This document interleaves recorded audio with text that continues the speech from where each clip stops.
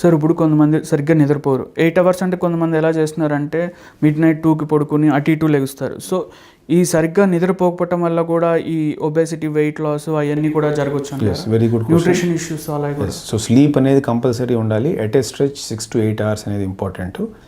And అలా late night పడుకుని morning 5కి పడుకుని ఆఫ్టర్నూన్ 1-12 లేస్తూ ఉంటారు. సో అది తప్పండి. Fixed timings usually in the night around 10 o'clock to morning 6 అనేది ఐడియల్ టైం.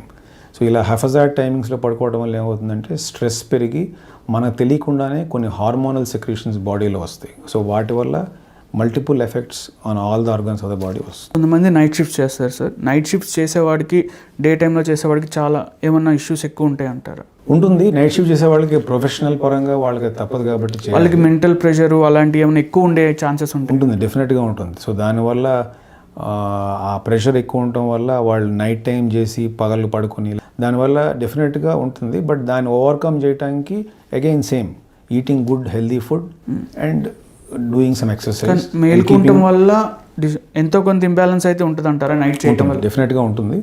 బట్ అగైన్ అది ప్రొఫెషనల్ రిలేటెడ్గా ఉంటుంది కాబట్టి తప్పదు.